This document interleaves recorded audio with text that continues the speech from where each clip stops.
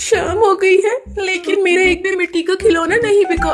अब तो माँ मुझे घर के अंदर नहीं जाने देगी। मैं क्या करूँ, कहाँ जाऊँ, किसे अपने खिलौने बेचूं? सुंदरवन जंगल में टुनटुनी नाम की चिड़िया रहा करती थी। वो मिट्टी के खिलौने बनाकर जंगल के बाजार में बेचा करती थी। उसकी सौतेली माँ और बहन दिन भर उससे काम करवाती थी। माँ, मैंने सारा काम कर दिया है, अब मैं मिट्टी के खिलौने बेचने जा रही हूँ। देख टुनटुनी चिड़िया, आज तू सारे मिट्टी के खिलौने बेच कर आना, नहीं तो मैं तुझे घर में घुसने नहीं दूंगी। हाँ माँ, तुम ठीक कह रही हो। ये टुनटुनी चिड़िया बहुत आलसी है, खिलौने ले जाकर एक तरफ रख देगी और सो जाएगी। नहीं बहन, मैं सोती नहीं हूँ। चाहो तो तुम भी मेरे साथ चल सकती हो। मैं क्यों जाऊँ तुम्हारे साथ खिलौने बेचने? मुझे तो अपनी सहेलियों के साथ खेलना है। टुनटुनी चिड़िया खिलौने बेचने चली जाती है। खिलौने ले लो, मिट्टी के खिलौने ले लो, सुंदर सुंदर मिट्टी के खिलौने ले लो। तभी वहाँ सुंदरी कौवी अपने बेटे कालू के साथ आती है। ए खिलौने वाली, मेरे बच्चे को खिलौना देना तो। ये लीजिए सुंदरी बहन, इसकी 2 स्वर्ण मुद्राएं हुई हैं। तेरी मिट्टी के खिलौने तो बड़े महंगे हैं,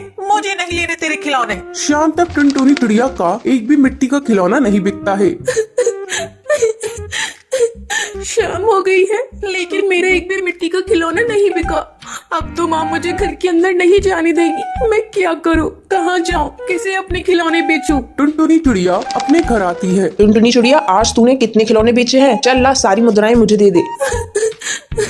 माँ, आज मेरा एक भी मिट्टी का खिलौना नहीं बिका। क्या कहा तूने? एक भी खिलौने नहीं बिके? जरूर तू सो गई होगी। आज तुझे घर के बाहर ही रहना पड़ेगा। नहीं माँ, मैं कैसे घर के बाहर रहूंगी?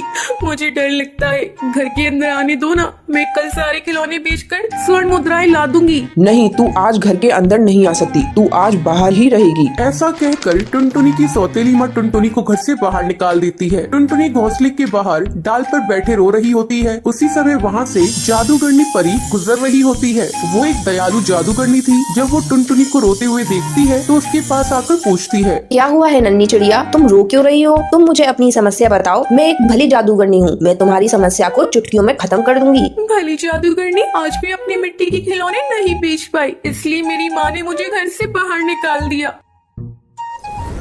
मैंने तुम्हारे लिए ये मिट्टी का घर बना दिया है। आज से तुम इसी में रहोगी और कल से जब तुम अपने मिट्टी के खिलौने लेकर जब बाजार में जाओगी तो वो धड़ाधड़ बिकने लगेंगे। मिट्टी के खिलौने बेचकर तुम्हें बहुत सारी स्वर्ण मुद्राएं मिलेंगी। उन मुद्राओं से तुम अपना जीवन खुशी खुशी बिता सकती हो। ये सब सुनकर टुनटुनी चिड़िया खुश हो जाती है और जादूगरनी का धन्यवाद करती है। भली जादूगरनी, आपका बहुत बहुत धन्यवाद। आप मुझसे मिलने हमेशा आती रहिएगा, मुझे अच्छा लगेगा। टुनटुनी चिड़िया खुशी खुशी मिट्टी के पसंद आई हो तो इसे लाइक और ऐसी कहानियाँ देखने के लिए मेरे चैनल को सब्सक्राइब करना ना भूलें।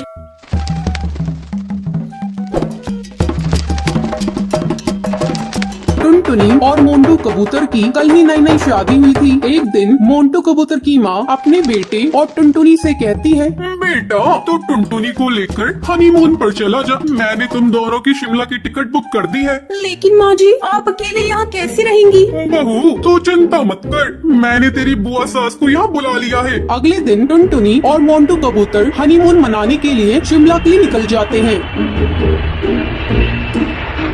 अरे सब्जी, आगे हवाई मोटर लेकर मत जाइए। भारी बर्फबारिश की वजह से आगे लैंडस्लाइड हुआ है, सारे रास्ते बंद हैं। मोंटू, चलो वापस चलते हैं और कहीं होटल में रुक जाते हैं। टुनटुनी और मोंटू वापस जाने लगते हैं। तभी एक तेज हवा का झोंका आता है और मोंटू का हवाई मोटर एक पेड़ से टकरा जाता है। इस हादसे में मोंटू की मौत हो जाती है और टुनटुनी घायल हो जाती है। जब टुनटुनी को होश आता है तब वो देखती है वो एक हॉस्पिटल में है। डॉक्टर साहब, मेरी बहू बोल क्यों नहीं रही है? माँ जी, इन्हें सदमा लगा है, जल्दी ही बोलने लगेंगी। कुछ दिनों के बाद मोंटू की माँ टुनटुनी को घर लेकर आती है। घर आकर टुनटुनी की बुआ सास, भाभी, आपको अभी भी समझ नहीं आया? आपकी बहू अपशगुनी है, आते ही इसने अपने पति को खा लिया। जी, ऐसा मत कहो, मेरी बहू अपशगुनी नहीं है। मैंने अपना बेटा खोया है तो इसने भी तो अपना पति खोया है। इसमें बेचारी का क्या दोष? पति के गम में न ठीक से खा रही है न ठीक से बोल पा रही है। इसी तरह रोज बुआ सास टुनटुनी को कोसती रहती थी। मोंटू की माँ से टुनटुनी का उदास चेहरा देखा नहीं जा रहा था। ऐसे में एक दिन वो टुनटुनी से कहती है, टुनटुनी, तू अपनी पढ़ाई फिर से शुरू कर दे, तो फिर से कॉलेज जाना शुरू कर दे बेटा।